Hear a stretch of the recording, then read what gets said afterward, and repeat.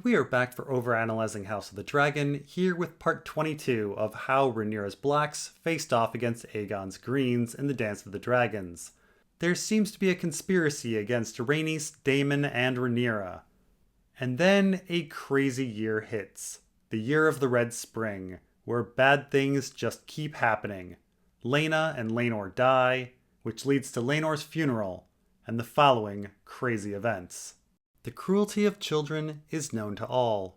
Prince Aegon Targaryen was 13, Princess Helaena 11, Prince Aemond 10, and Prince Daeron 6.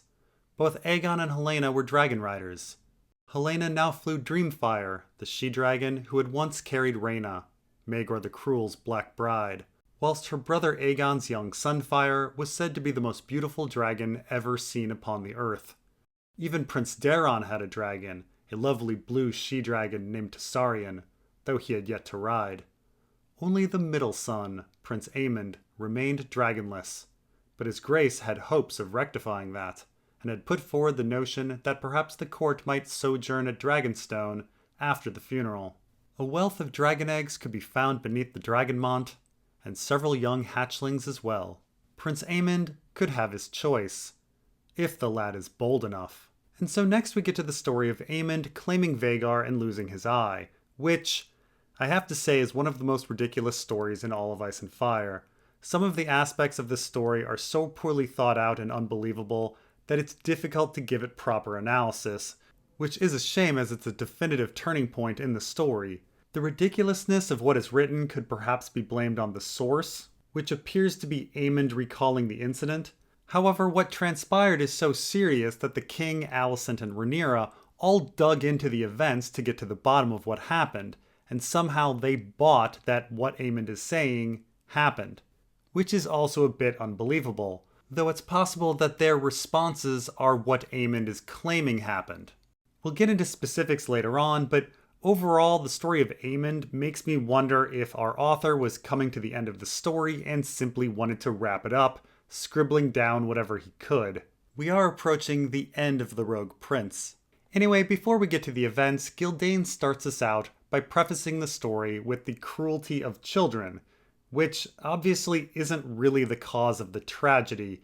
Aemond appears to have been pushed into wanting Vhagar because his father perhaps mocked him, thinking he might not be bold enough for a hatchling.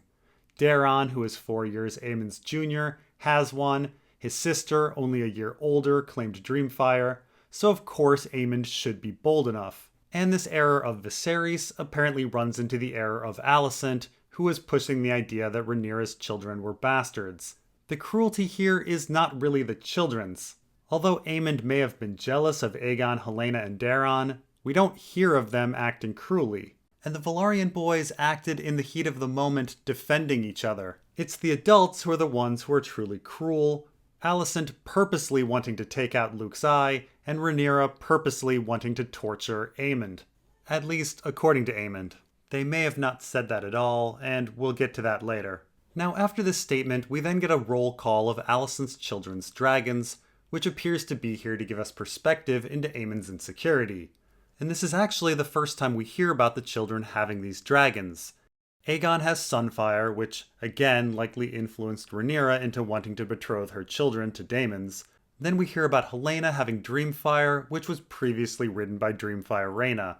Interestingly, Dreamfire Rhaena is called Maegor the Cruel's black bride, which is a bit odd, as in Fire and Blood we've heard plenty about Rhaena. Her main identifying characteristic is hardly being Maegor's black bride, but we should remember that the Rogue Prince was written long before the earlier portions of Fire and Blood. This probably should have been edited out, but wasn't. That said, bringing up Dreamfire Rhaena is interesting, as Daemon has a daughter named Rhaena, who is supposedly named after Rhaenys. Of course, Gyldayn may be wrong and Rhaena was named after Rhaena, which would invoke all sorts of feelings. Dreamfire Rhaena was considered the true queen of the realm by some, and her dragon Dreamfire laid a number of eggs. Probably Daenerys' eggs, in fact. Daemon could have been making a statement about the power of both Rhaena's blood, or the injustices that they may have experienced. Or Daemon could be implying that his child should claim Dreamfire, which may have pushed Helaena into claiming the dragon before Rhaena could.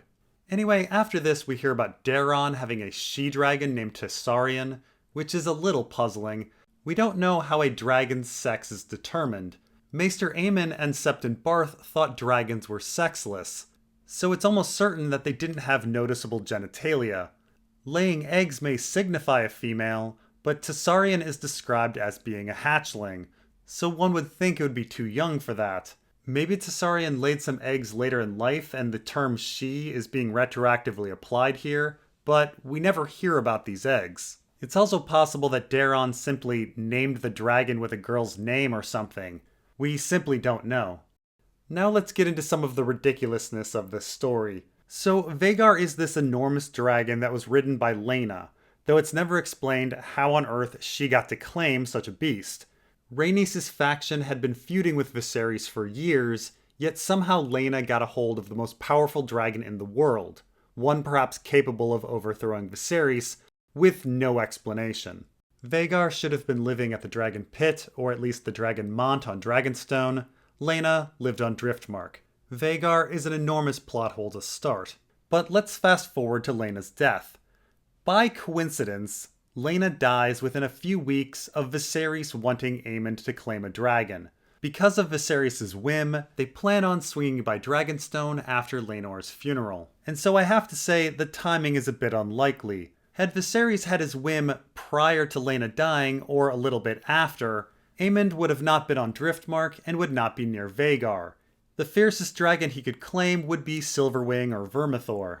Now one could perhaps wonder if a conspiracy was part of Aemond claiming the dragon, as the timing was so perfect. After all, this is a huge power shift to the Greens. Aemond and Vhagar would go on to kill 3 of the Black's dragons and dragon riders in the dance. The war wouldn't have been close without Vhagar, and perhaps one could consider this a conspiracy if Aemond wasn't a 10-year-old boy who could fall off the dragon and die or get burned up. Vhagar wasn't going anywhere, and the only other person without a dragon was Rhaena, who was only 4. One would think that a conspiracy would wait at least a couple more years. Yes, Laena claimed Vhagar when she was around 12 maybe, but people like Maegor the Cruel didn't claim a dragon until his mid-20s. It's perhaps not impossible that a person like Grand Maester Mellos broached the subject of dragon riding with Viserys and then went to 10-year-old Aemond and convinced him to try to claim the largest, most powerful dragon in the world. It's just that children tend to have big mouths and often make mistakes. They aren't the best conspirators. And realistically, wouldn't a hysterical 10-year-old boy who just lost his eye and is being threatened with torture immediately confess everything and say that Mellos made him do it? At the end of the day, a conspiracy creates just as many plot holes as it fills. Even at 10, Aemond Targaryen did not lack for boldness. The king's jibe stung, and he resolved not to wait for Dragonstone. What did he want with some puny hatchling, or some stupid egg? Right there at high tide was a dragon worthy of him. Vhagar, the oldest, largest, most terrible dragon in the world. So next we get an odd little aside on Aemond's inner thoughts. We don't really get this sort of information for other characters in Fire and Blood. It appears to highlight that this account is largely based on Aemond's own words. Somehow. Aemond is long dead by the time Eustace and Mushroom write their histories, so at some point prior to the dance, he must have sat down with Eustace and recalled the events. Now, Aemond's thoughts are a little contradictory, as they waver between insecurity at Viserys' jibe and arrogance. But then again, the human brain is like that. Aemond is an interesting character in that he's set up as a mirror and foil to Daemon. Aemond is the blood raven to Daemon's bitter steel. 2 dutiful younger sons set against each other. Aemond being the small one-eyed kinslayer, hand of the king. Daemon being the adventurer soldier married to a king's daughter. The big difference between the 2 pairs is that Daemon and Aemond barely have any contact before their battle above the god's eye. Even for a son of House Targaryen, there are always dangers in approaching a dragon, particularly an old, bad-tempered dragon who has recently lost her rider. His father and mother would never allow him to go near Vhagar, Aemond knew, much less try to ride her, so he made certain they did not know. sliding from his bed at dawn whilst they still slept, and stealing down to the outer yard where Vhagar and the other dragons were fed and stabled. The prince had hoped to mount Vhagar in secrecy, but as he crept up to the dragon, a boy's voice rang out. "You stay away from her!" The voice belonged to the youngest of his half-nephews, Joffrey Velaryon, a boy of 3. Always an early riser, Joff had sneaked down from his bed to see his own young dragon, Tyraxes. Afraid that the boy would raise the alarm, Prince Aemond shouted at him to be quiet, then shoved him backward into a pile of dragon droppings.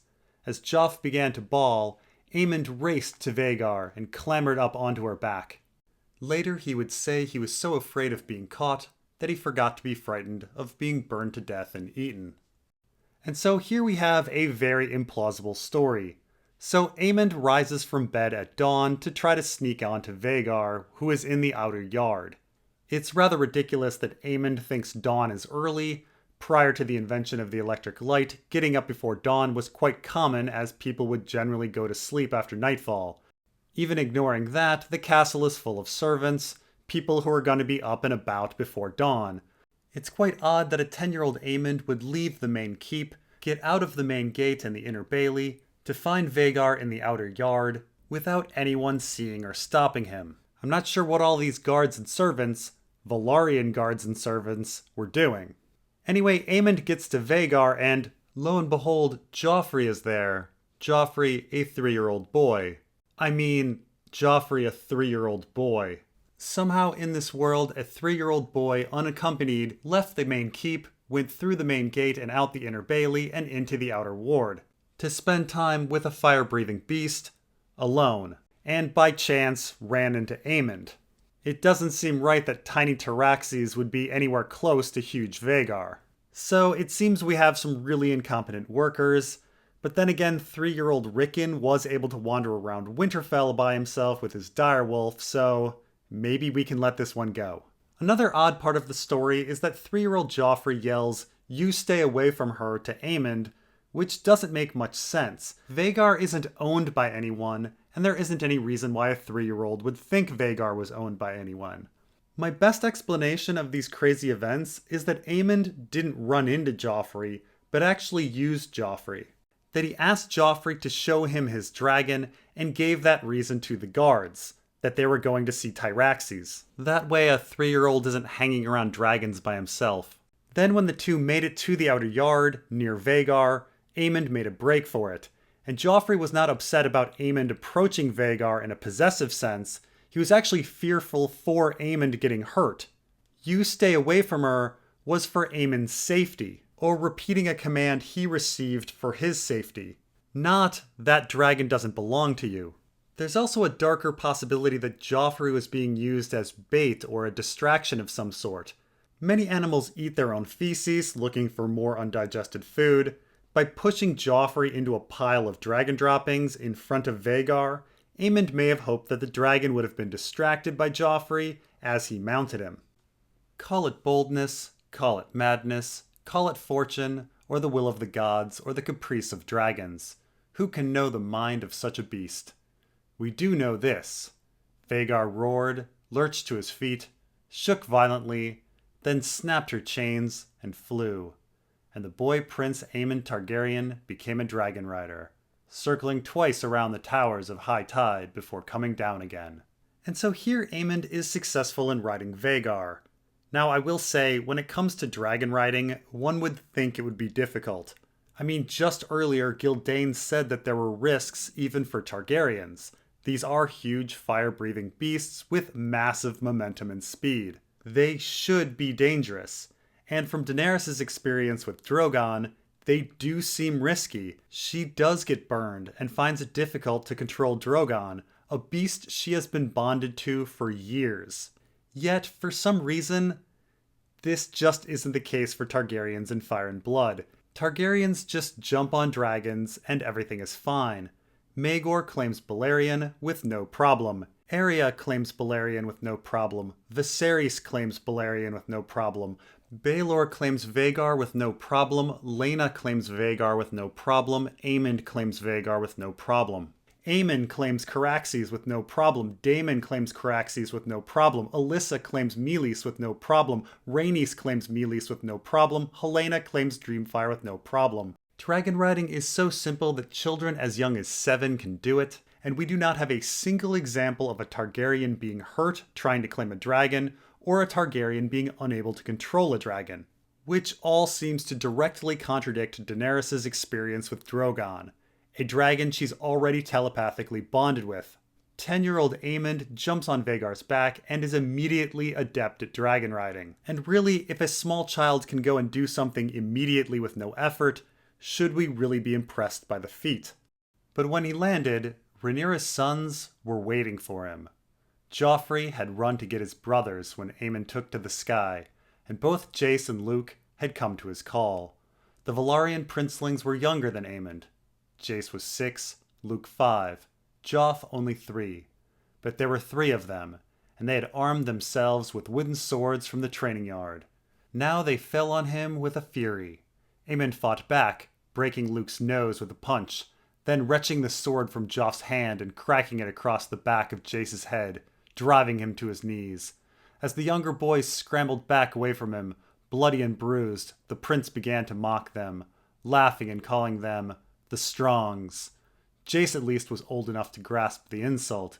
He flew at Aemond once again, but the older boy began pummeling him savagely, until Luke, coming to the rescue of his brother, drew his dagger and slashed Aemond across the face, taking out his right eye. By the time the stable boys finally arrived to pull apart the combatants, the prince was writhing on the ground, howling in pain, and Vhagar was roaring as well. And so next we get this weird, unlikely battle between Aemond and the Velaryon boys. I can only guess the Velaryons are attacking Aemond for pushing Joffrey into a pile of dragon poo, because I can think of no other reason they would be attacking him. Again, the dragon isn't owned by anyone, so it has to be the actions against Joffrey. It's quite an escalation, really. A gang of very young kids go and get wooden swords and attack a much older child rather than just telling an adult. The event is clearly supposed to parallel Arya and Micah in their dispute with Joffrey, but those characters were much farther from adults and significantly older. The timing of events with Aemond, Jace, Luke, and Joffrey also make little sense. I don't see how Joffrey would be able to run inside the Inner Bailey, find his brothers, go get wooden swords, and then have them all return to the Outer Ward in only the time Vhagar takes to make 2 loops around the castle. And I again have no idea why a 3-year-old wouldn't be finding an adult. Aemond is 10. What does he expect his 6 and 5-year-old brothers to do? This is just not how 3-year-olds act. It makes me wonder if Aemond brought all 3 Velaryon boys with him instead of just Joffrey, but why would he lie about only running into Joffrey? Just say he ran into all 3. And why would they have wooden swords with them? It's all weird. Anyway, the fight between the boys highlights pretty clearly how these boys never train together. 10-year-old Aemond quite easily takes out the 6-year-old, 5-year-old, and 3-year-old. The Velaryons have no chance. The play-by-play is a bit mysterious, I will say. Aemond straight up punches Luke in the face, despite Luke having a wooden sword. One would think the sword would keep Aemond at a distance. Then Aemond grabs Joff's sword to crack Jace in the back of the head. I don't know why Jace was facing the other direction. Did Aemond dodge Jace at some point? I also question whether Jace, at 6, would be old enough to truly know what the insult "the Strongs" meant. Keep in mind, Bran is 7 at the beginning of A Game of Thrones, and he has no idea what Jaime and Cersei are doing when he spies on them. Would Jace really understand where babies come from and understand the insult that someone else is their true father? One would think he would just be confused. Yet this insult is reported later, so apparently it happened. Also, it's a bit weird that a 5-year-old is carrying a dagger, and apparently a very sharp one at that, and it's unlikely that it would take so long for the stable boys to arrive on the scene when Joffrey supposedly ran all the way back inside to find his brothers and swords, and then all the way out again to the Outer Ward. The placement of where the characters are is off, the timing of events is off, the motivations are off, the escalation of events are off, how children are portrayed is off. Even the supernatural elements aren't consistent, and it contradicts huge elements from A Song of Ice and Fire. It's just a bad, poorly constructed story. Yes, something else may have really happened and the children are lying, but again, the characters in story dive into the events, and none of these oddities appear weird to them. It's children running all over high tide, armed and attacking each other over weird reasons, and no one stopping them. Nothing about the story rings true or describes how real children would act. Now in the final line, we find that Vhagar roars with Aemond, clearly feeling Aemond's pain. Their minds and bodies are connected telepathically. A very quick bonding between them, no doubt. But if Vhagar is feeling Aemond's pain, we should remember that the connection goes both ways. That is, the mind of the bonded animal can affect the mind of a human.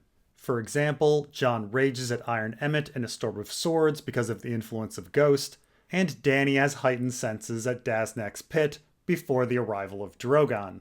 And so it could be that Aemond is not exactly himself when he gets off Vhagar. He may have been more angry and aggressive, and it would be interesting if it were Aemond that attacked the Velaryons and not the other way around, perhaps finding them at the training yard. Timing-wise, this would make more sense than Joffrey running all over the castle to find his brothers. That said, Aemond seeking out the Velaryon boys to beat them up for no reason is a rather random thing to do after riding a dragon. Afterward, King Viserys tried to make a peace, requiring each of the boys to tender an apology to his rivals on the other side. But these courtesies did not appease their vengeful mothers. Queen Alicent demanded that one of Lucerys Velaryon's eyes should be put out, for the eye he had cost Aemond. Princess Rhaenyra would have none of that, but insisted that Prince Aemond should be questioned sharply until he revealed where he had heard her sons called Strongs. To so name them was tantamount to saying they were bastards, with no rights of succession, and that she herself was guilty of high treason. When pressed by the king, Prince Aemond said it was his brother Aegon who had told him they were Strongs, and Prince Aegon said only, "Everyone knows. Just look at them." And so next we get the questioning of Aemond, with Rhaenyra and Alicent furious at the events. Now I will say that both Alicent and Rhaenyra's reactions seem very odd, and I do very much question the source of these events and if they actually happened. What's weird is that if the source were Aemond, and he is the only source we know about, why would he paint his mother in such an unflattering light? In the story, Alicent asks for an eye, which has been criticized by human society for literally thousands of years. And specifically, she's asking for a 5-year-old child to have his eye put out. It's absolutely insane. I mean, unless Aemond thinks there's nothing wrong with saying something like this. In fact, he does say something like this later at Storm's End. So, who knows? But if not Aemond reporting, who? The discussion of events seemed serious enough that it would happen in private. Was this an invention? An invention of Aemond? An invention of Mushroom? I will say Alicent wanting a literal eye for an eye is a bit on the nose when it comes to symbolism. Not only that, the eye for an eye demand is used again when Aemond and Lucerys meet at Storm's End, so it's redundant as well. Yes, the Targaryen family was in a cycle of vengeance that was their downfall. It was an eye for an eye metaphorically. Except it actually was caused over an eye. Alicent called for an eye, and Aemond later calls for an eye, and then it happens again with Bloodraven years later. It's overwhelmingly blunt, and I would think it was some sort of invention of Mushroom, except that the later events at Storm's End are heard by many people, so again, who knows? I think the idea that makes the most sense is that it was not Alicent who wanted the eye, but Aemond. He's the one who's literally proven to be a vengeful character. He makes the exact request later. However, in the retelling, he attributes the request to his mother in order to make himself look better. On top of the Alicent request, the Rhaenyra request also doesn't sound like anything anyone would say in real life. To question someone sharply is torture in the world of Ice and Fire, which is rather cruel to do to a child, the king's son, and someone who just lost an eye. Also, Aemond's crime is presented in such an utterly odd fashion. Her sons were called Strongs, To name them was tantamount to saying they were bastards with no rights of succession, and that she herself was guilty of high treason. That's framing Aemond's treason as Rhaenyra's treason, the result of which would be Rhaenyra's execution and the Velaryon boys' disinheritance, and Aegon would then be king. That framing certainly doesn't sound like Rhaenyra. It sounds like Aemond, or Gildain. Now the final line of the paragraph reveals that Aegon was spreading a rumor that Rhaenyra's children were bastards, with him claiming everyone knows based on the way they look. And while it's possible that Aegon actually said this, his words are not true in any sense. Gildain already established that the general consensus was that the Velaryon boys were trueborn. Laenor was the putative father of Rhaenyra's children, and we know that Septon Eustace believed they were trueborn, as clearly did Viserys. So no, everyone did not think they were bastards. That's ridiculous. But what's interesting is that Aegon's answer also protects his mother Alicent and any other Greens who we know were spreading rumors that Rhaenyra's children were bastards. So while Aegon's statement may seem outrageous, there is a certain protective calculus to it. And Gildain's reporting of it primes the reader to believe it as well. Rhaenyra's kids have brown hair, clearly bastards. Everyone believes this, despite all the non-silver-haired people in the Targaryen family tree, and giving us no physical description of Harwin Strong. King Viserys finally put an end to the questioning, declaring he would hear no more. No eyes would be put out, he decreed, but should anyone, man or woman or child, noble or common or royal, mock his grandsons as Strongs again, their tongues would be pulled out with hot pincers. His Grace further commanded his wife and daughter to kiss and exchange vows of love and affection, but their false smiles and empty words deceived no one but the king. As for the boys, Prince Aemond later said that he lost an eye and gained a dragon that day, and counted it a fair exchange. And so here Viserys puts an end to the questions and makes a rather serious command. No one can mock the Velaryon boys as Strongs again, or else they'll have their tongues removed. The phrasing of man or woman or child, noble or common or royal, is clearly meant to include Aemond, Aegon, and Alicent. And this decree was no exaggeration. Viserys later does take out some tongues, namely the members of House Velaryon, interested in usurping Luke. There is a tale of Aemond later violating this, but this is a mushroom story, so we don't really have much faith in it actually occurring. Now, on the whole eye for a dragon incident, we finally hear directly from Aemond, definitively showing that he was a source for the events, if not the source for it all. He gives a quote that he lost an eye and gained a dragon that day, and counted it a fair exchange. And the line is almost comically praising of Aemond, that he can coolly accept a major loss in exchange for a great reward. And it's completely and utterly false. Of course it is. Aemond did not think the situation was a fair exchange and held a grudge for nearly a decade. At Storm's End, Aemond very publicly demands that Luke pay the debt he's owed with an eye. He certainly wasn't the cavalier badass that he tries to pretend to be. And this is a good place to stop. We will continue on with the deaths of Harwin and Lionel Strong in part 23. Thanks for watching, and we'll see you next time.